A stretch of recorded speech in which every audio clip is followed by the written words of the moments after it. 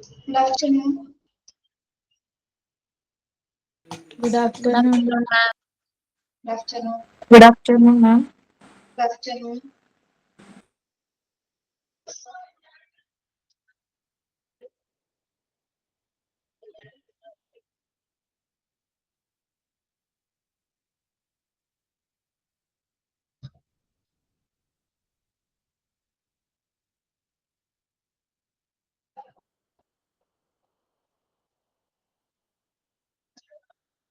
PDF കാണാമോ?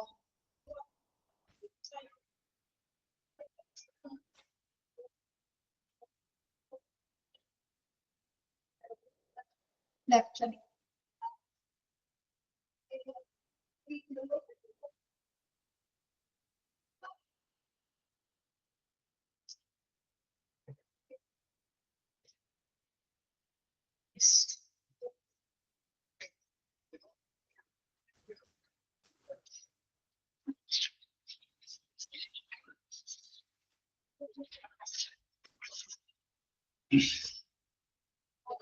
നമ്മൾ കഴിഞ്ഞ ക്ലാസ്സിൽ പാസീവ് വിഷ്വൽ വാർണിംഗ്സ് പറഞ്ഞതല്ലേ, സിമ്പിൾസ്.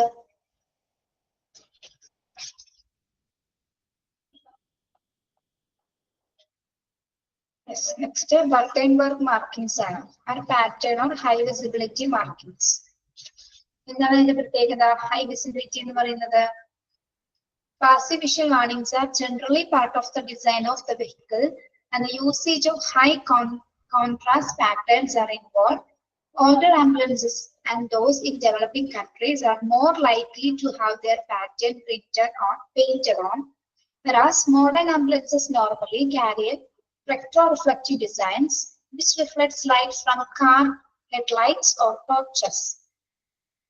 ഇങ്ങനെ passive visual warnings എന്ന് പറയുന്നത് നമുക്കറിയാം അല്ലെ, ഹൈ വിസിബിലിറ്റി ആണ്. എന്താണ്?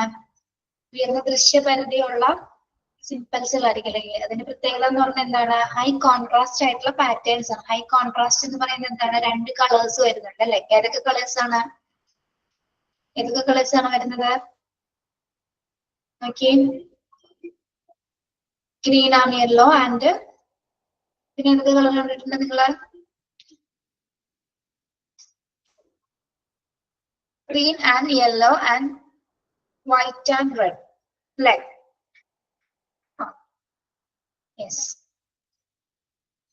അതെന്താണ്? ദൂരെ നിന്ന് വരുന്ന വാഹനങ്ങൾക്ക് കുറച്ചുകൂടി നമുക്ക് വിസിബിലിറ്റി കൂടുതൽ. അതായത് ദൂരെ നിന്ന് എത്ര വാഹനങ്ങൾ വന്നാലും എന്താണ്, എത്രയും പെട്ടെന്ന് ഈ കോൺട്രാസ്റ്റ് കളേഴ്സ് ഉള്ളത് കൊണ്ട് തന്നെ നമുക്ക് പെട്ടെന്ന് ആംബുലൻസസ് ആണ് തിരിച്ചറിയാനായിട്ട് സാധിക്കും. ഓക്കെ, അതാണ് നമ്മുടെ പാറ്റേൺസിന്റെ പ്രത്യേകത എന്ന് പറയുന്നത്. കോൺട്രാസ്റ്റ് കളർ വന്നിരിക്കുന്നത് കൊണ്ട് തന്നെ എത്രയും പെട്ടെന്ന് നമുക്ക് വിസിബിൾ ആവുന്നതിന് വേണ്ടിയിട്ട്. ഓക്കെ, ഒരു second. Yes.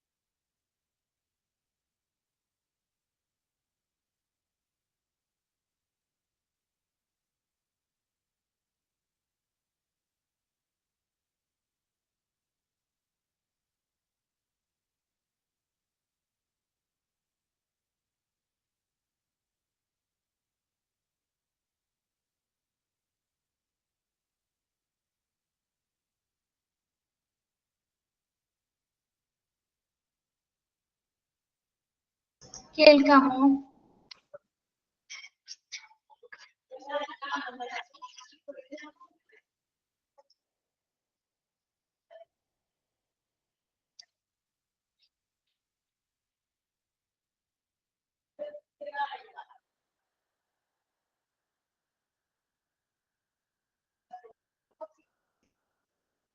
Yes. Now, then older ambulances are more likely to have their pattern painted on, whereas modern ambulances normally carry out retroreflective designs which reflects light from car headlights or torches. എന്താണ് ഇവിടെ modern ആംബുലൻസുകളില്ലേ അല്ലെങ്കിൽ older ആംബുലൻസിന്റെ പ്രത്യേകത എന്തായിരുന്നു? എങ്ങനെയുള്ള patterns ആണ് ഉണ്ടായിരുന്നത്?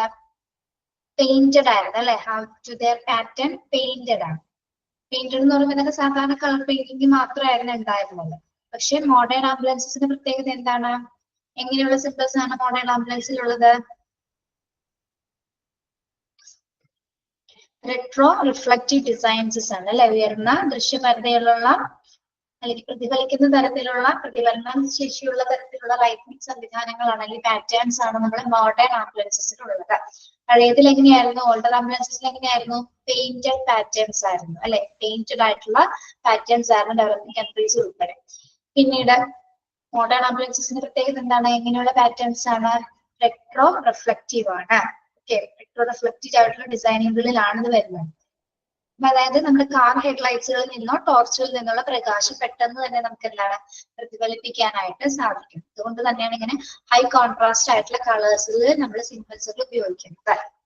Okay, മനസ്സിലായോ? Passive visual warnings.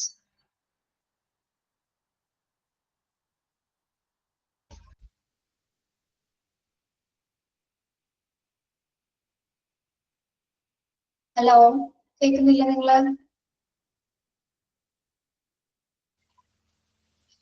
കേൾക്കുന്നില്ലേ?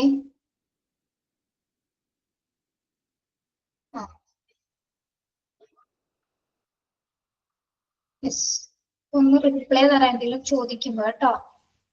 Another passive marking form is the word ambulance or local language alternatively sheltered. Is reversed on the front of the vehicle. This enables drivers of other vehicles simply identify when approaching ambulances in their rear view mirror. Ambulance may display the name of their owner or operator and an emergency telephone number for the ambulance services. നമ്മൾ കണ്ടിട്ടുണ്ട് ആംബുലൻസിന്റെ വാക്ക് അല്ലെങ്കിൽ ambulance എഴുതിയിരിക്കുന്നത് തിരിച്ചാണ് അല്ലെ? Local ലാംഗ്വേജസിലാണ് എഴുതിയിരിക്കുന്നത് അല്ലെങ്കിൽ alternative ആയിട്ടാണ് അത് രേഖപ്പെടുത്തിയിരിക്കുന്നത്. കണ്ടിട്ടില്ലേ? റിവൈസ് ആയിട്ടാണ് ആംബുലൻസ് എഴുതിയിരിക്കുന്നത്. യെസ്, എന്താണ് അങ്ങനെ എഴുതിയിരിക്കുന്നതിന്റെ കാരണം? റിവേഴ്സ് ആയിട്ട് എഴുതിയിരിക്കുന്നതിന്റെ കാരണം എന്താണ്? നമ്മളുടെ മറ്റു വാഹനങ്ങളുടെ റിയർവ്യൂ മിററിൽ കൂടി നോക്കുന്ന സമയത്ത് അവർക്ക് അത് പെട്ടെന്ന് തിരിച്ചറിയാൻ വേണ്ടിയിട്ട് അല്ലെങ്കിൽ അത് ആംബുലൻസ് ആണെന്നുള്ളത് ഐഡന്റിഫൈ ചെയ്തതിന് വേണ്ടിയിട്ടാണ് അത്തരത്തിൽ റിവേഴ്സ് നമ്മൾ ഇല്യൂസ്ട്രേറ്റ് ചെയ്തിരിക്കുന്നത്. ഓക്കെ, ഇനി ആംബുലൻസിൽ മറ്റെന്തൊക്കെ കാര്യങ്ങൾ രേഖപ്പെടുത്തിയിട്ടുണ്ടായിരിക്കും? എന്തൊക്കെ ഡിസ്പ്ലേ ചെയ്തിട്ടുണ്ടായിരിക്കും? നെയിം ഓഫ് ദെയർ ഓണർ, ആംബുലൻസിന്റെ ഓണറിന്റെ പേരുണ്ടായിരിക്കും, അല്ലെങ്കിൽ ഓപ്പറേറ്ററിന്റെ പേരുണ്ടായിരിക്കും, emergency telephone number for the ambulance services. ഇത്തരം കാര്യങ്ങളും കൂടി എന്തിലുണ്ടായിരിക്കും? ആംബുലൻസിന്റെ ഭാഗത്ത് ഡിസ്പ്ലേ ചെയ്തിട്ടുണ്ടായിരിക്കും. Okay, yes, these are the button work markings അല്ലെങ്കിൽ പാസീവ് വിഷ്വൽ വാർണിംഗ്സുകളാണ് ഇതെല്ലാം തന്നെ. ഓക്കെ, അപ്പൊ ഈ ഒരു പോയിന്റ് ഒന്ന് അണ്ടർലൈൻ ചെയ്തേ. റെട്രോ റിഫ്ലക്റ്റീവ് ഡിസൈൻസ് എന്ന് അണ്ടർലൈൻ ചെയ്യാം. ഹൈ കോൺട്രാസ്റ്റ് പാറ്റേൺസ് എന്നുള്ളത് അണ്ടർലൈൻ ചെയ്യാം കേട്ടോ.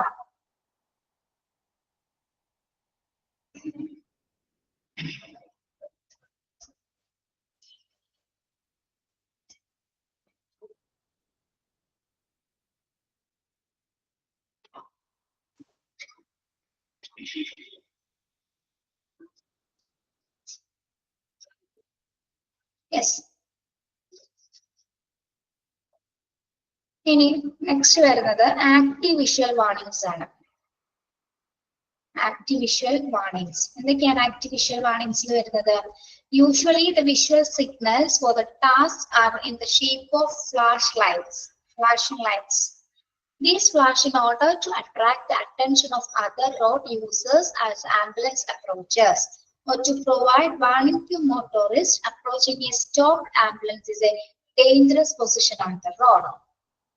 എന്താ പറയുന്നത്? ആക്റ്റീവ് വിഷ്വൽസ് വാർണിംഗ്സ് എന്ന് പറയുമ്പോൾ നമ്മൾ എങ്ങനെയാണ് ഒരു ആംബുലൻസ് വരുന്നുണ്ടെന്ന് നമ്മൾ അങ്ങനെ അറിയുന്നു? ഫ്ലാഷിംഗ് ലൈറ്റ്സുകൾ ഉണ്ടായിരിക്കും അല്ലെ? പ്രത്യേകിച്ച് രാത്രി കാലങ്ങളാണെങ്കിൽ എന്താണ് ഫ്ലാഷിംഗ് ലൈറ്റ്സ് ഉണ്ടായിരിക്കും. അത് പബ്ലിക്കിന്റെ അട്രാക്ഷൻ ആണ് കൊടുക്കുന്നത് അല്ലെ? പബ്ലിക്സിന് ആംബുലൻസ് വരുന്നുണ്ടെന്നുള്ള ഒരു സൈൻ ആണ് നമ്മൾ കൊടുക്കുന്നത്. ഓക്കെ, ആ ഒരു സൗണ്ടിലൂടെയാണ് വരുന്നത്. ഫ്ലാഷ് ലൈറ്റ്സ് ഉണ്ടായാലും റോഡ് യൂസേഴ്സിനാണെങ്കിൽ ആംബുലൻസ് എത്തിച്ചേരുന്നുണ്ട് അല്ലെങ്കിൽ ആംബുലൻസ് വരുന്നുണ്ടെന്ന് അറിയാനായിട്ട് നമുക്ക് പെട്ടെന്ന് തിരിച്ചറിയാൻ സാധിക്കും. പ്രത്യേകിച്ച് പ്രൊവൈഡ് വാർണിംഗ് ടു ആർക്കൊക്കെയാണെങ്കിൽ നമ്മൾ ഈ വാർണിംഗ്സ് കൊടുക്കേണ്ടത്? To provide warning to motorist approaching a stopped ambulance is a dangerous position on the road. ഇനി എന്താണ് മോട്ടോറിസ്റ്റ് എന്ന് പറയുന്നത്? ആരാണ് മോട്ടോറിസ്റ്റുകള്? മറ്റു വാഹന യാത്രികർക്ക്, അതായത് ആംബുലൻസ് ഇപ്പൊ ചില സമയത്ത് നമ്മള് ഡേഞ്ചറസ് പൊസിഷനിൽ ആംബുലൻസ് നിർത്തിയിട്ടേക്ക്, ഇപ്പൊ ഒരു ആക്സിഡന്റ് നടന്ന സമയത്ത് ആംബുലൻസ് ഒക്കെ അവിടെ വർക്ക് ചെയ്യുന്നുണ്ടാവും. ആ സമയത്ത് മറ്റു വാഹനങ്ങൾ ചിലപ്പോൾ കടന്നു വരുന്നുണ്ടാവും. അതായത് പേഷ്യൻസിനെ ചിലപ്പോൾ അകത്തേക്ക് ആക്സിഡന്റ് ഒക്കെ പറ്റിയ സമയത്ത് പേഷ്യൻസിന്റെ അകത്തേക്ക് കയറ്റുന്ന സമയത്ത് വരെ എന്താണ് ആംബുലൻസ് അവിടെ നിർത്തിയിട്ടായിരിക്കും അല്ലെ? ഓക്കെ, അപ്പൊ അത്തരം സാഹചര്യങ്ങൾ എന്താണ്? മറ്റ് എതിരെ വരുന്ന വാഹനങ്ങൾക്ക് ഈ ആംബുലൻസ് അവിടെ ഡേഞ്ചറസ് പൊസിഷനിൽ, ചിലപ്പോൾ കറക്റ്റ് ഓർഡറിലൊന്നും ആയിരിക്കില്ല വാഹനം നിർത്തിയിരിക്കുക അല്ലെ? ചിലപ്പോൾ ഒരു മറ്റു വാഹനങ്ങൾ വരുന്നതിനെ ചിലപ്പോൾ എതിർദിശയിലാണ് ചിലപ്പോൾ കിടന്നിരിക്കും. അപ്പൊ ഇത് അവിടെ കിടക്കുന്നുണ്ട് അല്ലെങ്കിൽ ഈ വാഹനം അവിടെ ഉണ്ടെന്നുള്ളത് സിമ്പിൾസ് അറിയിക്കുന്നതിന് വേണ്ടി ഫ്ലാഷ് ലൈറ്റ്സുകളും സൗണ്ട്സ് ഒക്കെ എന്താണ് കണ്ടിന്യൂസ് ആയിട്ട് ഇങ്ങനെ വാർണിംഗ് സൈൻ പോലെ കൊടുത്തിട്ടുണ്ടായിരിക്കും. അപ്പൊ അപ്പോഴാണ് മറ്റു വാഹനങ്ങൾ ആംബുലൻസ് അവിടെ ഉണ്ടെന്നുള്ളത് തിരിച്ചറിയുന്നത്. Okay,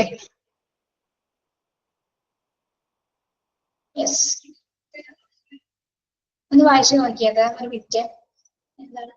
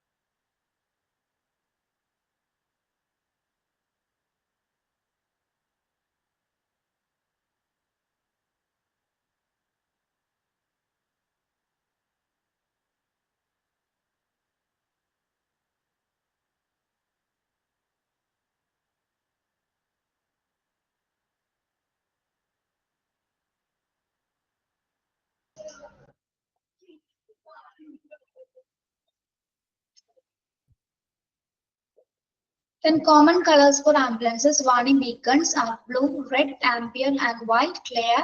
However, the colors may be differ by country. നമ്മൾ ആംബുലൻസ് ലൈറ്റ്സില് കുറെ കളേഴ്സ് കണ്ടിട്ടുണ്ടല്ലേ? ബീക്കൺസ് കണ്ടിട്ടുണ്ടാവില്ലേ? മുകളില് ഒരു 4 കളേഴ്സ് ഉണ്ടായിരിക്കും. പ്രധാനപ്പെട്ട ഏത് കളേഴ്സ് ആണ് ഉണ്ടാവുന്നത്? Blue, red, ampere and white. Ampere എന്ന് പറയുന്നത് എന്ത് കളറാണ്? ഒരു ബ്രൗണിഷ് യെല്ലോ ആണ് ആംപിയർ എന്ന് പറയുന്ന കളർ. അതായത് ഒരു ഓറഞ്ച് പോലെയൊക്കെ പോകുന്നു, നമുക്ക് ഒരു യെല്ലോ പോലത്തെ ഒരു മിക്സർ ആയിട്ടുള്ള ഒരു കളറാണ് എന്ത്? ആംപിയർ എന്ന് പറയുന്നത്. Brownish yellow. അവിടെ ഒന്ന് എഴുതി വെച്ചേക്കട്ടോ. ആംപിയർ എന്ന് പറയുന്ന കളർ ഏതാണ്? Brownish yellow. Brownish yellow. പിന്നെ ക്ലിയർ വൈറ്റ് കളർ ഉണ്ടായിരിക്കും. പിന്നെ ഓരോ കൺട്രിയുടെ ബേസ് ചെയ്തിട്ട് ബീക്കൺസിൽ അല്ലെങ്കിൽ ലൈറ്റ്സിൽ വ്യത്യാസം ഉണ്ടാവും കേട്ടോ. അപ്പൊ നമ്മളുടെ ഇതിൽ എന്താണ് മിക്കതും 4 കളേഴ്സ് ആണ് വരാറ്. ബ്ലൂ, റെഡ്, ആംപിയർ ആണ് വൈറ്റ് കളേഴ്സ്. ഓരോ ഡിഫറെന്റ് കൺട്രീസിന് ഇതിലെ കളറിൽ വ്യത്യാസം വരാറുണ്ട്. ഓക്കെ, കോമൺ ആയിട്ട് യൂസ് ചെയ്യുന്ന കളേഴ്സ് ആണ് blue, red, ampere and white എന്ന് പറയുന്നത്. There are several technologies presently used to achieve the flashing effects. These include flashing a light bulb or LED, flashing or rotating halogens, and strobe lights, which are commonly brighter than incandescent lights. ഇനി ഇതിനകത്തുള്ള lights നിങ്ങൾ കണ്ടിട്ടുണ്ടാവും അല്ലെ? കളേഴ്സിൽ വരുന്ന ലൈറ്റ്സിൽ ഭയങ്കര brightening ആയിരിക്കുള്ളൂ. എന്താണ് അതിന്റെ പ്രത്യേകത? പുതിയ ടെക്നോളജീസ് ഒക്കെ വന്നതിന് ശേഷം എന്താണ് കളേഴ്സിലൊക്കെ വ്യത്യാസം വന്നിട്ടുണ്ട് അല്ലെ. ലൈറ്റ്സ് വരുന്ന സമയത്ത് നല്ല രീതിയിൽ ബ്രൈറ്റൻ ആയിട്ട്, അതായത് ജ്വലിക്കുന്ന ലൈറ്റ്സുകളാണ് അല്ലെ. പെട്ടെന്നൊക്കെ എവിടെ നിന്ന് കണ്ടാൽ എന്താണ് ഇത് പെട്ടെന്ന് വിസിബിൾ ആവും, നല്ല രീതിയിൽ ബ്രൈറ്റനിങ് ആയിട്ട് തോന്നുന്ന ജ്വലിക്കുന്ന ലൈറ്റ്സ് ആണ് എന്താ ഇതിനകത്ത് വരുന്നത്. ഓക്കെ, അതായത് ഇൻകാൻസെന്റ് ലൈറ്റ്സിനേക്കാളും ബ്രൈറ്റർ ആണ് എന്താ ഇത്തരത്തിലുള്ള നമ്മുടെ ഫ്ലാഷിംഗ് ലൈറ്റ്സുകൾ അല്ലെങ്കിൽ റൊട്ടേറ്റിംഗ് ഹാലോജൻ ലൈറ്റ്സ്. ഇങ്ങനെ കറങ്ങിക്കൊണ്ടിരിക്കും. കണ്ടിട്ടില്ല ആംബുലൻസിലെ ലൈറ്റ്സ് കണ്ടിട്ടില്ലേ നിങ്ങള്? Okay,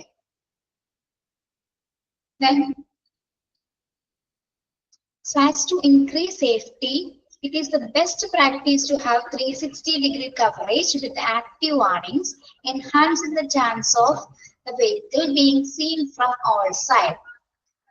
So as to increase safety, അതായത് നമ്മുടെ സുരക്ഷ വർദ്ധിപ്പിക്കുന്നതിന് വേണ്ടിയിട്ടായിട്ട് എല്ലാ വശത്തു നിന്നും നമുക്ക് വിസിബിൾ ആവുന്ന ഡിഗ്രി, അതായത് 360-degree കവറേജിൽ വാഹനം വരുന്നുണ്ടെന്നുള്ളത് നമുക്ക് കൃത്യമായിട്ട് അറിയാവുന്ന വാർണിംഗ്സുകൾ കൊടുത്തിട്ടായിരിക്കുള്ളൂ. അതായത് മറ്റുള്ളവരെ സേഫ്റ്റിയോട് ഉറപ്പി വരുത്തിയിട്ടാണ് ആ വാഹനം നമുക്ക് ആ സൗണ്ട് പുറപ്പെടുവിച്ചുകൊണ്ട് അല്ലെങ്കിൽ ആ ലൈറ്റ്സ് പുറപ്പെടുവിച്ചുകൊണ്ട് വരുന്നത്. ഓക്കെ, യെസ്, 360-degree കവറേജിലായിരിക്കും അതിന്റെ വാർണിംഗ്സുകൾ വരുന്നത്. ഓക്കെ, അതായത് മറ്റുള്ളവരെ അട്രാക്ഷൻസ് നേടുന്നതിനും സുരക്ഷിതത്വം ഉറപ്പുവരുത്തുന്നതിന് വേണ്ടിയിട്ടാണ് ആംബുലൻസിൽ അത്തരത്തിലുള്ള ലൈറ്റ്സുകളും അല്ലെങ്കിൽ സൈറൻസുകളും പുറപ്പെടുവിക്കുന്നത്. ഓക്കെ, ഇതാണ് ആക്റ്റീവ് വിഷ്വൽസ് വാർണിംഗ്സ്. നമുക്ക് സജീവമായിട്ടുള്ള വിഷ്വൽ ആയിട്ടുള്ള മുന്നറിയിപ്പുകളാണ് ഇതൊക്കെ. ഒന്നെന്താണ് ഫ്ലാഷിംഗ് ലൈറ്റ്സുകളാണ് അല്ലെ. അട്രാക്ഷൻസ് കിട്ടുന്നതിന് വേണ്ടി ഫ്ലാഷിംഗ് ലൈറ്റ്സുകൾ ഉപയോഗിക്കുന്നത്. പ്രത്യേകിച്ച് ആംബുലൻസ് ഒരു ഡേഞ്ചറസ് പൊസിഷനിലാണ് നിർത്തിയിട്ടിരുന്നതെങ്കിൽ മറ്റുള്ള വാഹനങ്ങൾക്ക് ഒരു മുന്നറിയിപ്പ് കൊടുക്കുന്നതിനായിട്ട് അത് എപ്പോഴും എന്താണ് സൈറൻസും ലൈറ്റ്സ് ഒക്കെ ഇട്ടുകൊണ്ടായിരിക്കുമല്ലോ ഒരു പൊസിഷനിലേക്ക് കിടക്കുന്നത്. ഇനി അതുപോലെ തന്നെ എന്താണ് കോമൺ കളേഴ്സ് അതിൽ യൂസ് ചെയ്യുന്നുണ്ട്. ഏതൊക്കെ കളേഴ്സ് ആണ് ബീക്കൺസിൽ ഉപയോഗിക്കുന്നത്? Blue, red, ampere and white colours. പിന്നെ ഓരോ കൺട്രീസ് ബേസ്ഡ് അനുസരിച്ചിട്ട് കളേഴ്സിൽ വ്യത്യാസം വരുന്നുണ്ട്. പിന്നെ പുതിയ ടെക്നോളജിക്ക് അനുസരിച്ചിട്ട് എന്താണ് നല്ല ബ്രൈറ്റനിങ് ആയിട്ടുള്ള അല്ലെങ്കിൽ റൊട്ടേറ്റിംഗ് ഫ്ലാഷ് ലൈറ്റ്സുകളാണ് ആംബുലൻസിനകത്ത് വരുന്നത്. പിന്നെ അതുപോലെ തന്നെ എന്താണ് സുരക്ഷിതത്വം വർദ്ധിപ്പിക്കുന്നതിനായ തരത്തില് 360-degree കവറേജസിലായിരിക്കും അതിന്റെ ആക്റ്റീവ് വാർണിംഗ് സൈൻസ് ഒക്കെ നമുക്ക് തരുന്നത്. These are the visual warnings. അതായത് എന്താണ് സജീവമായിട്ടുള്ള വിഷ്വൽ മുന്നറിയിപ്പുകളാണ് ഇത് പ്രധാനമായിട്ടും ആംബുലൻസിൽ വരുന്നത്. ഓക്കെ, മനസ്സിലായോ? പറഞ്ഞത് നമ്മൾ വിഷ്വൽ വാർണിംഗ്സ് ആണ്. ഇനി നോക്കാൻ പോകുന്നത് ഓഡിയബിൾ വാർണിംഗ്സ് ആണ്. ഓഡിയബിൾ എന്ന് പറഞ്ഞാൽ എന്താണ്? ഓഡിയബിൾ വാർണിംഗ്സ് കേൾക്കാൻ പറ്റുന്ന മുന്നറിയിപ്പുകൾ. കേൾക്കാൻ പറ്റുന്ന ഫസ്റ്റ് മുന്നറിയിപ്പ് ഏതാണ്? സൗണ്ട് ആണ് അല്ലെ, test. Okay, beside visual warnings, ambulance can be equipped with audible warnings, sometimes known as sirens. അല്ലെ, നമ്മളെ സൈറൻസ് എന്നാണ് തന്നെ പറയുന്നത്. ആ സൈറൻ കേൾക്കാൻ പറ്റും അല്ലെ. ഓക്കെ, സൈറൻ അറിയാലോ, കേട്ടിട്ടുണ്ടാവല്ലോ. which can alert people and vehicle to presence of an ambulance before they can be seen. അതായത് നമ്മൾ ഈ വാഹനം വരുന്നതിന് മുമ്പ് നമ്മൾ ആദ്യം ഐഡന്റിഫൈ ചെയ്യുന്നത് ഈ സൈറൻ ആണ്. അല്ലെ, ഈ ശബ്ദം കേൾക്കും. നമ്മൾ എത്ര ദൂരെയാണെങ്കിൽ ആ ശബ്ദം കേട്ടിട്ടാണ് നമ്മൾ എത്രയും പെട്ടെന്ന് നമ്മളിപ്പോ ഒരു അല്ലെങ്കിൽ വാഹനങ്ങളായിട്ട് നിൽക്കുകയാണ് അല്ലെങ്കിൽ ഒരു റോഡിൽ നിൽക്കുകയാണെങ്കിൽ എത്രയും പെട്ടെന്ന് നമ്മൾ അവിടെ നിന്ന് മാറാൻ വേണ്ടിയിട്ടാണ് നമുക്ക് ആ ഒരു സൈനുകൾ തരുന്നത്. ഓക്കെ, അതായത് പരന്ന കേൾക്കുന്ന കേറ്റേഴ്സിന് അലേർട്ടിങ്ങിന് വേണ്ടിയിട്ടാണ് സൈറൻസുകൾ നമ്മൾ മിക്കവാറും മുഴക്കുന്നത് അല്ലെ. ഓഡിയബിൾ വാർണിംഗ്സിൽ ഏറ്റവും പ്രധാനപ്പെട്ടതാണ് എന്ത്? സൈറൻ എന്ന് പറയുന്നത്. The first hearable warning were mechanical bells mounted to either the front or roof of the ambulance.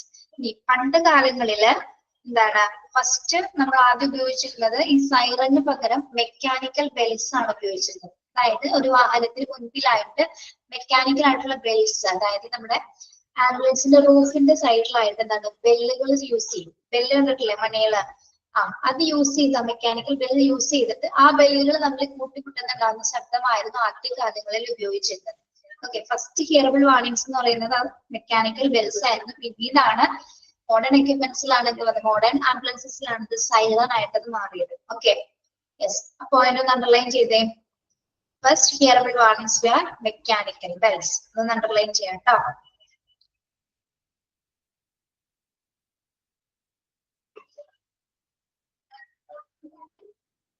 Okay.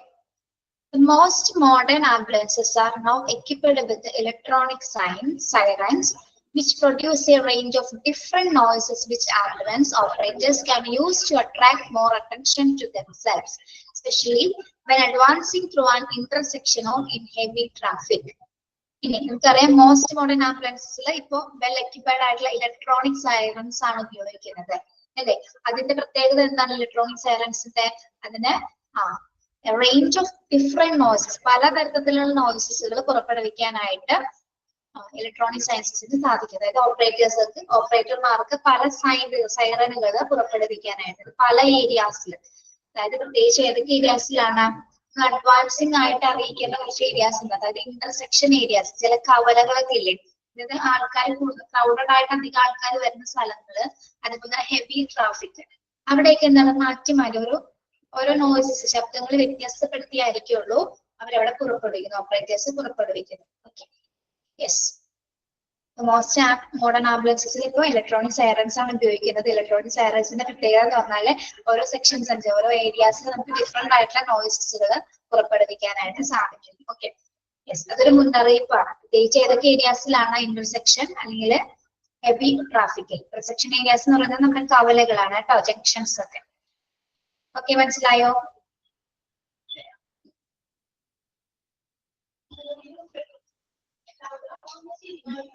Then a new development is the use of RDS, radio data system of the car radius. എന്താണ് ഇതില് ഉപയോഗിക്കുന്ന മറ്റൊരു ഓഡിയോബിൾ equipment ആണ് radio data system. ഇതിനു വേണ്ടിയിട്ടാണ് ഈ ഒരു equipment ഉപയോഗിക്കുന്നത്, റേഡിയോ ഡാറ്റ സിസ്റ്റം.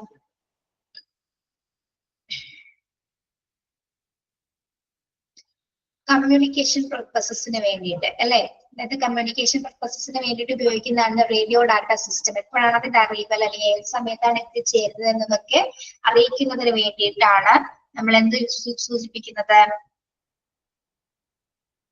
അതായത് പ്രത്യേകിച്ച് സമീപത്തുള്ള വാഹനങ്ങൾക്ക്, ഓക്കെ, അല്ലെങ്കിൽ എന്താണ് നമ്മൾ ഹോസ്പിറ്റലിലേക്ക് എത്തിച്ചേരുന്ന അല്ലെങ്കിൽ RDS എന്ന് പറയുന്നത് എന്താണ്, റേഡിയോ ഡാറ്റ സിസ്റ്റം. ആ പേരിൽ നിന്ന് നമ്മൾ എന്ത് മനസ്സിലാക്കണം? ഇതേപോലൊരു സംഭവം നമ്മൾ വേറെ എവിടെയെങ്കിലും പഠിച്ചിട്ടുണ്ടോ? RDS പോലെ തന്നെ എക്യുപ്മെന്റ്സിൽ പഠിച്ചിട്ടുണ്ടോ?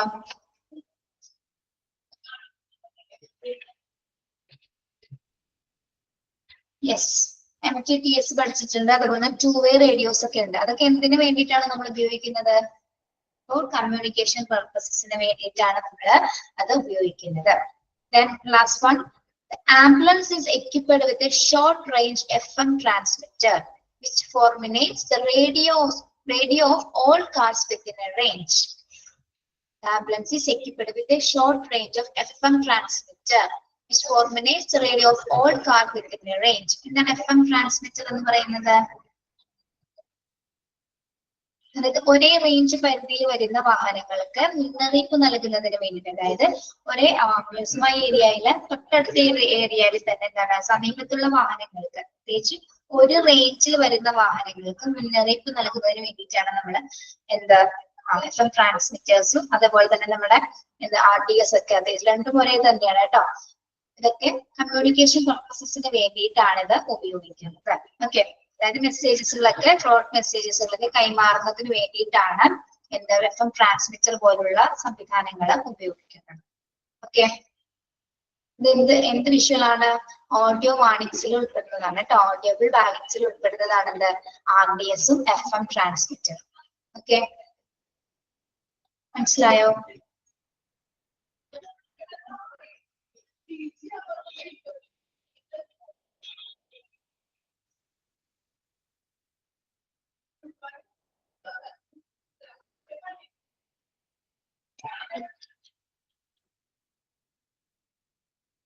നെക്സ്റ്റ് വരുന്നത് കോസ്റ്റ് ആണ്. ആംബുലൻസ് കോസ്റ്റ് റിലേറ്റഡ് ആയിട്ടുള്ള കാര്യങ്ങളാണ്.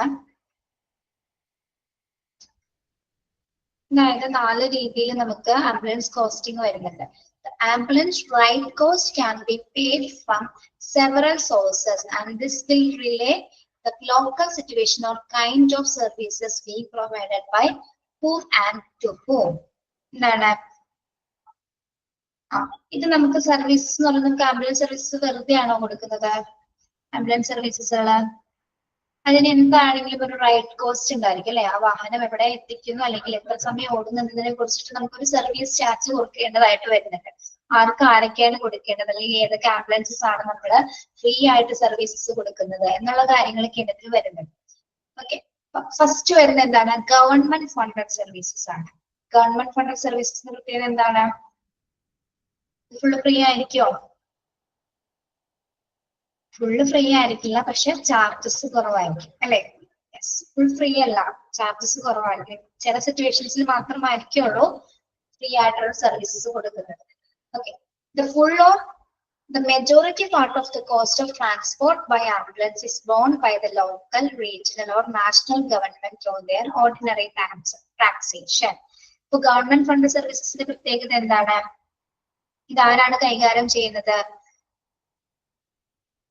ഗവൺമെന്റ് ഫണ്ടഡ് സർവീസസ് ഗവൺമെന്റ് ആണ് അല്ലെ? ലോക്കൽ, റീജിയണൽ അല്ലെങ്കിൽ നാഷണൽ ഗവൺമെന്റിന്റെ കീഴിലാണ് ഗവൺമെന്റ് ഫണ്ടഡ് സർവീസസുകൾ വരുന്നത്. ഓക്കെ, ഒന്നല്ലെങ്കിൽ ചിലപ്പോൾ സിറ്റുവേഷൻ ബേസ്ഡിൽ ഫുൾ ഫ്രീ ആയിട്ടുള്ള ചിലവ് കൊടുക്കുക, അല്ലെങ്കിൽ എന്താണ് ചില സമയത്ത് മാത്രം ഇൻ കേസ് എന്തെങ്കിലും കോസ്റ്റ് അവർക്ക് അല്ലെങ്കിൽ ഒരു സർവീസ് ചാർജ് കൊടുക്കേണ്ടതായിട്ട് വരും. ഫസ്റ്റ് കാറ്റഗറി എന്ന് പറയുന്നത് ഗവൺമെന്റ് ഫണ്ടഡ് സർവീസ് ആംബുലൻസസ് ആണ്. അടുത്തത് എന്ന് പറയുന്നത് എന്താണ്? Privately funded services. Privately funded services. അപ്പൊ ഇവിടെ പറഞ്ഞില്ല, ഒരു പോയിന്റ് പറഞ്ഞില്ല. ഗവൺമെന്റ് ഫണ്ടഡ് എന്ന് പറയുമ്പോൾ അവിടെ സാധാരണ ഓർഡിനറി ടാക്സേഷൻസിൽ നിന്നാണ് ഈ ഫണ്ട് പോകുന്നത് കേട്ടോ. ആംബുലൻസിന്റെ ചാർജ് പോകുന്നത് ഇവിടെ സാധാരണ നികുതി ഫണ്ടിലാണ്. ഓർഡിനറി ടാക്സേഷനിൽ നിന്നാണ് ഗവൺമെന്റ് ഫണ്ടഡ് സർവീസസിന്റെ ആംബുലൻസ് സർവീസസ് പോകുന്നത് കേട്ടോ, സർവീസ് കോസ്റ്റ് പോകുന്നത്. പ്രൈവറ്റ്ലി ഫണ്ടഡിന്റെ പ്രത്യേകത എന്താണ്? Cost of ambulance transport should be by themselves or through their insurance company. ഇത് പ്രൈവറ്റ് ഹോസ്പിറ്റൽ ബേസ്ഡ് ആണ് അല്ലെ? അതായത് ഇവിടെ എങ്ങനെയായിരിക്കും പ്രൈവറ്റ്ലി ഫണ്ടഡ് സർവീസ് ആംബുലൻസിന്റെ ചാർജ് എന്ന് പറയുന്നത്? ഓരോ പ്രൈവറ്റ് ഹോസ്പിറ്റലിലും അവരുടേതായിട്ടുള്ള ഒരു ആംബുലൻസ് സർവീസസ് ഉണ്ടായിരിക്കും. അപ്പൊ അവിടെ എങ്ങനെയായിരിക്കും? ഫ്രീ സർവീസസ് ആണോ കൊടുക്കുന്നത്? ഫ്രീ സർവീസസ് ആണോ? അല്ല അല്ലെ? ചാർജ് കൂടുതലായിരിക്കും അല്ലെ? സാധാരണത്തെക്കാളും നമ്മൾക്ക് ചാർജ് കൂടുതൽ വരുന്നത് എവിടെയാണ്? പ്രൈവറ്റ് ഫണ്ട് സർവീസസിലായിരിക്കും. Okay, then charity funded services. Charity funded services. Transport by ambulance may be given free of charges to patients by a charity, although the contributions may be sought for services received. എന്താണ് charity funded services? നമ്മളൊന്ന് പറഞ്ഞേ, എന്തിന്റെ based ആണ് ഈ ഒരു services കൊടുക്കുന്നത്?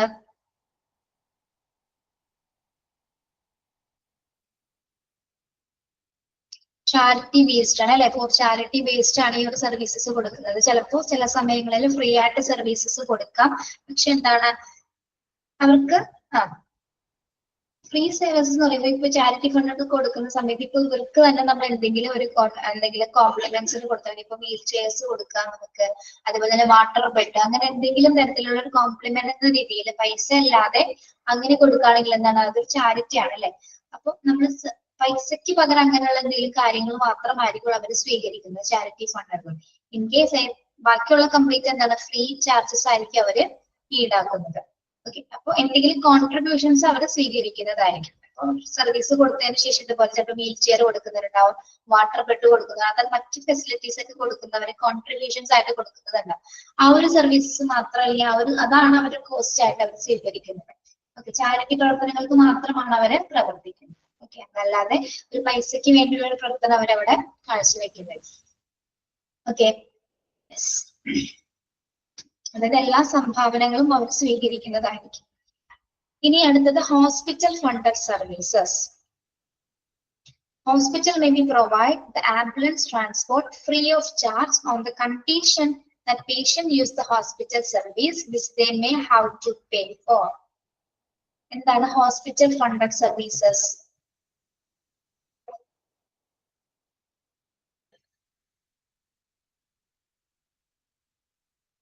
പറയൂന്ന്.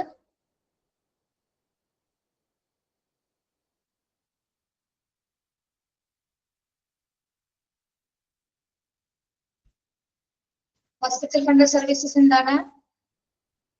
ഇത്രയും പറഞ്ഞതില്ല teacher, ഇതിനൊക്കെ ഒന്ന് പറയാമോ?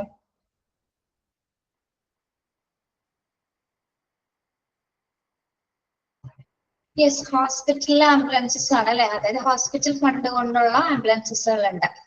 അതെന്ന് പറയുന്നത് എന്താണ്, ഫ്രീ ചാർജസ് ട്രാൻസ്പോർട്ടിന് വാങ്ങിക്കാറുണ്ട്. പക്ഷെ ചില കാര്യങ്ങളിൽ ചില കണ്ടീഷൻസ് അനുസരിച്ചിട്ട് എന്താണ്, ചിലപ്പോ അവര് ചെറിയ പൈസയെങ്കിലും ചെറിയൊരു എമൗണ്ട് എങ്കിലും ചിലപ്പോൾ അവിടെ ഈടാക്കേണ്ടി വന്നേക്കാം. എന്നാലും ചില അവസരങ്ങൾ സിറ്റുവേഷൻ ബേസ്ഡ് എന്താണ്, പേഷ്യൻസിന്റെ കണ്ടീഷൻസ് അനുസരിച്ച് ചിലപ്പോ ഫ്രീ കൊടുക്കുന്ന സർവീസുള്ള ആംബുലൻസ് തന്നെ മറ്റ് ചിലപ്പോൾ ഒരു ഹോസ്പിറ്റലിൽ പോയി പക്ഷെ അവിടെ എടുക്കാൻ പറ്റാണ്ട് മറ്റൊരു ഹോസ്പിറ്റലിലേക്ക് കൊണ്ടുപോയി അവിടെയും പറ്റാണ്ട് അങ്ങനെയൊക്കെ പോകുന്ന സിറ്റുവേഷൻസ് ഒക്കെ വരാം അല്ലെ. അങ്ങനെ 1, 2, 3 ഹോസ്പിറ്റലിലേക്ക് മാറേണ്ടി വരുന്ന സിറ്റുവേഷൻസിലൊക്കെ ചിലപ്പോൾ ഒരു കുറച്ച് എമൗണ്ട് ഒക്കെ അവർ ചിലപ്പോൾ സ്വീകരിച്ചതായിരിക്കും. ഓക്കെ, അതാണ് ഹോസ്പിറ്റൽ ഫണ്ട് സർവീസസ് എന്ന് പറയുന്നത്. അപ്പൊ കോസ്റ്റിന്റെ അടിസ്ഥാനത്തിൽ അല്ലെങ്കിൽ റൈഡ് കോസ്റ്റിന്റെ അടിസ്ഥാനത്തിൽ ആംബുലൻസിന് നമ്മൾ 4 സർവീസസ് ആണ് ഇവിടെ പറയുന്നത്. ഒന്ന് ഗവൺമെന്റ് ഫണ്ടഡ് സർവീസസ്. അതെങ്ങനെയാണ്,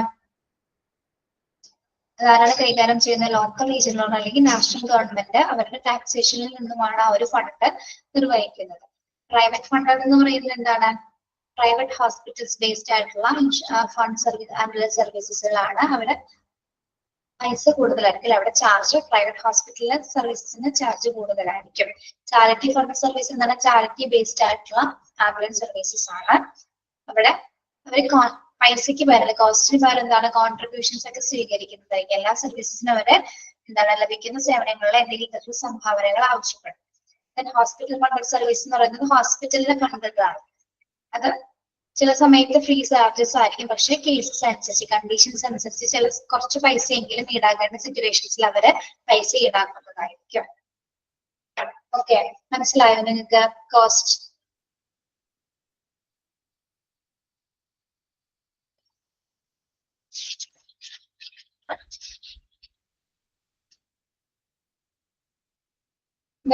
അടുത്തത് 108 എമർജൻസി സർവീസസ്.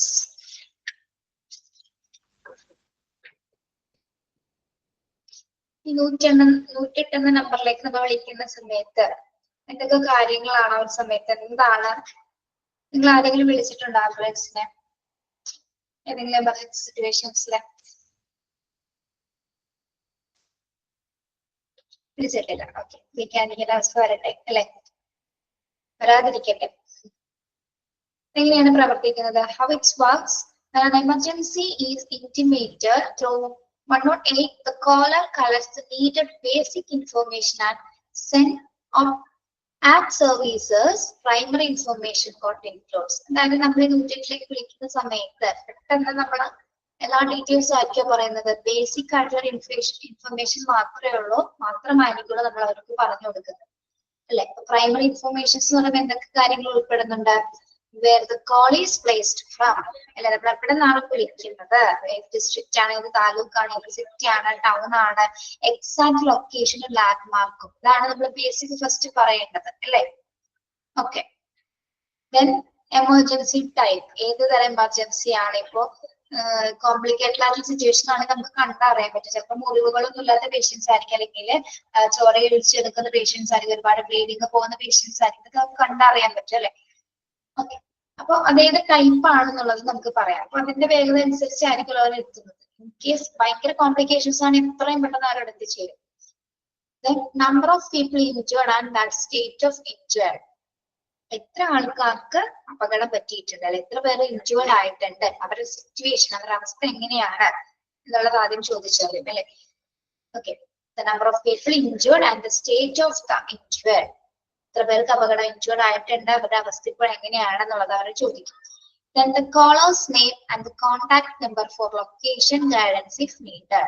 പിന്നെ എന്താണ്, നമ്മൾ വിളിക്കുന്ന ആളുടെ പേരും അയാൾ കോണ്ടാക്ട് ചെയ്യാൻ പറ്റുന്ന നമ്പറും, പിന്നെ അതിന് വേണ്ടിയിട്ടാണ് ലൊക്കേഷൻ ഗൈഡൻസിന് വേണ്ടിയിട്ടാണ് നമ്മൾ അയാളുടെ നമ്പർ വാങ്ങിക്കുന്നത്. ആരാണോ വിളിച്ച് പറയുന്നത്, ഫസ്റ്റ് റെസ്പോണ്ടർ ആയിരിക്കും ഇത് പറയുന്നത് അല്ലെ.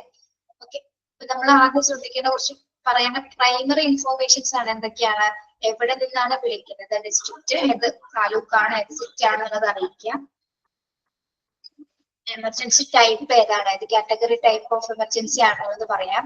എത്ര പേർക്ക് ഇൻജേർഡ് ആയിട്ടുണ്ട്, അവരുടെ അവസ്ഥ എങ്ങനെയാണെന്ന് പറയാം. പിന്നെ കോളർ വിളിക്കുന്ന ആളുടെ നമ്പറും പേരും എന്താണ് കോൺടാക്ട് നമ്പറൊക്കെ നമ്മൾ സ്വീകരിക്കാം. ദെൻ ഇൻ കേസ് നമുക്ക് എന്തെങ്കിലും ലൊക്കേഷൻസ് ഒക്കെ കൃത്യമായി ഗൈഡ് ചെയ്യുന്നുണ്ടെങ്കിൽ എന്താണ് അവരുടെ നമ്പർ ആവശ്യമാണ്.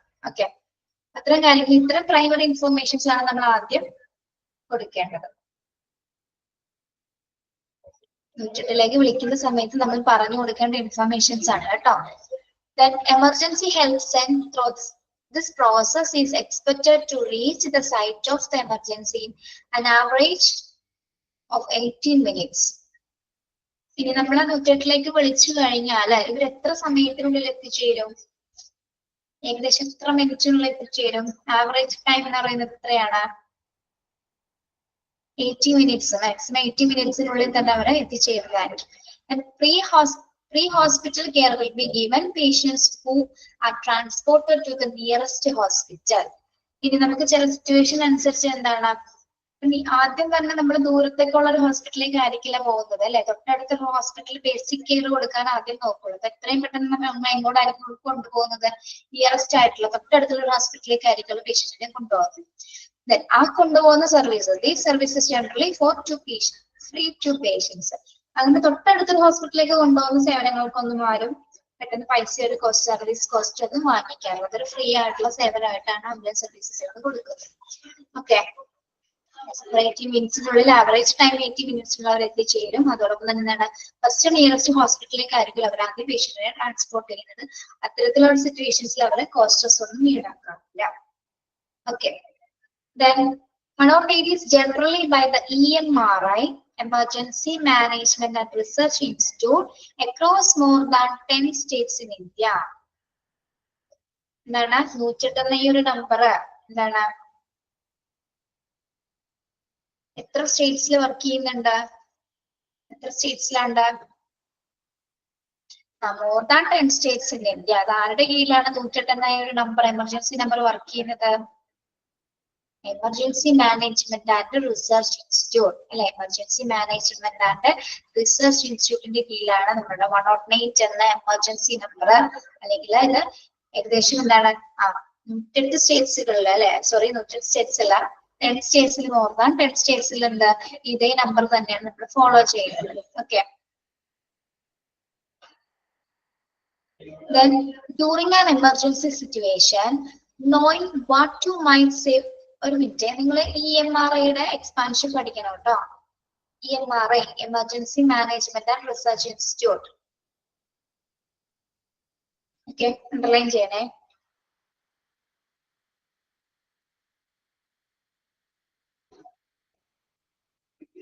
ഇനി ഒരു എമർജൻസി സിറ്റുവേഷൻസ് വരുന്നതെന്ന് വിചാരിക്കാം. ആ ഒരു സമയത്ത് നമ്മളിപ്പോ ചെല്ലുന്ന ആൾ അല്ലെങ്കിൽ ഫസ്റ്റ് റെസ്പോണ്ടർ എന്ന് പറയുന്നത് നമ്മളാണെങ്കിൽ ആ സമയത്ത് നമ്മളായിരിക്കും ചിലപ്പോൾ ഒരാളുടെ ജീവൻ രക്ഷിക്കുന്നത് അല്ലെ, നമ്മൾ കണ്ടത് കൊണ്ടായിരിക്കും ആൾ ചിലപ്പോൾ രക്ഷപ്പെട്ടാണ്.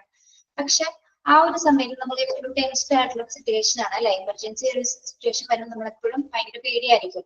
പക്ഷെ നമ്മൾ ആ സമയത്ത് ചെയ്യേണ്ട കുറച്ച് കാര്യങ്ങളുണ്ട്. അതായത് നമ്മൾ ഭയങ്കര ടെൻഷൻ അടിച്ചിരിക്കാതെ എന്താ ചെയ്യേണ്ടത്, ആ എമർജൻസി അല്ലെങ്കിൽ 108ലേക്ക് വിളിക്കുന്ന സമയത്ത് കൂളായിട്ട് കുറെ കാര്യങ്ങൾ നമ്മൾ പറയേണ്ട സിറ്റുവേഷൻസ് ഉണ്ട്.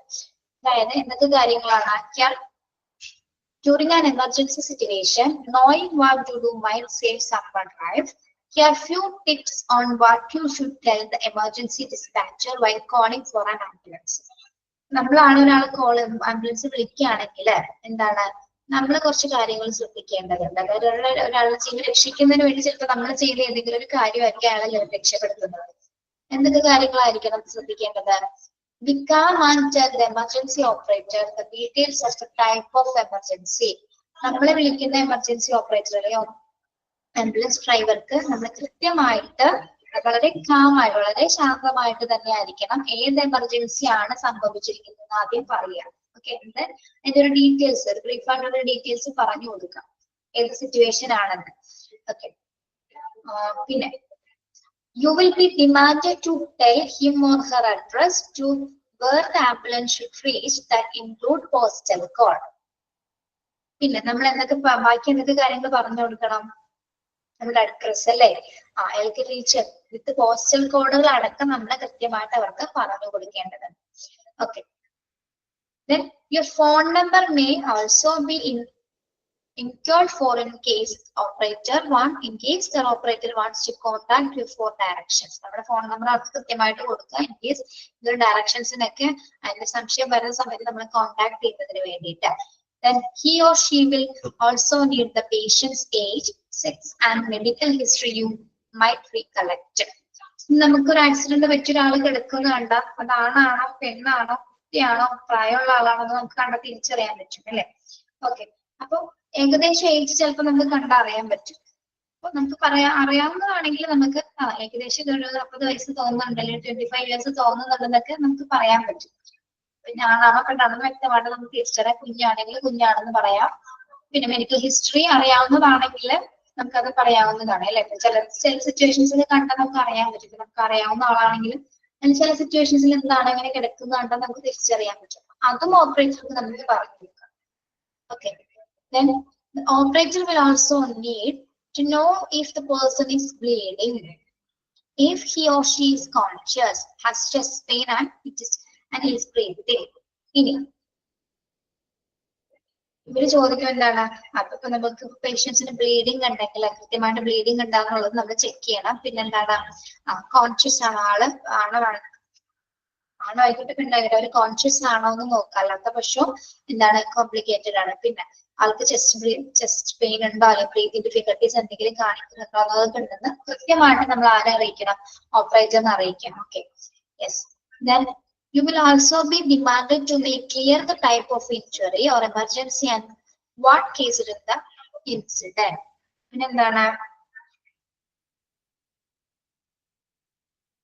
എന്താ പറയുന്നത്, you will also demanded to the clear type of injury.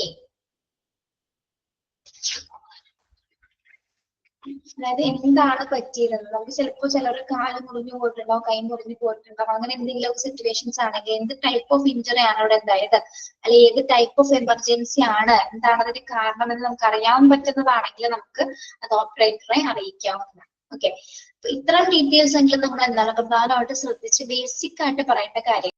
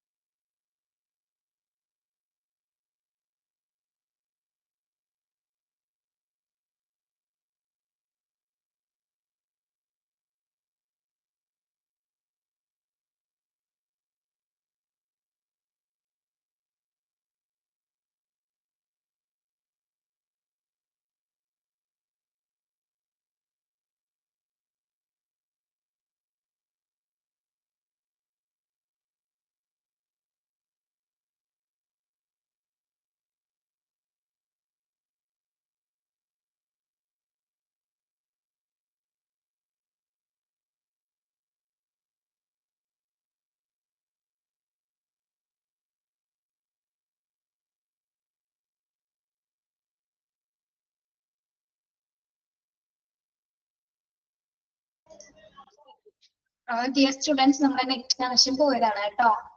കേൾക്കാമോ?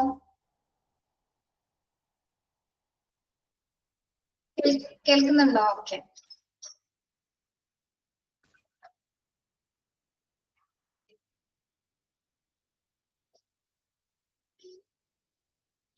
ബാക്കി നമുക്ക് ക്രൂ മെമ്പേഴ്സ് നെക്സ്റ്റ് ക്ലാസ്സിൽ എടുക്കാം കേട്ടോ. ഇപ്പൊ അങ്ങനെ സ്റ്റാർട്ട് ചെയ്യണ്ട. ഓക്കെ, ലെഫ്റ്റ് ആയിക്കോളൂ കേട്ടോ. Thank you.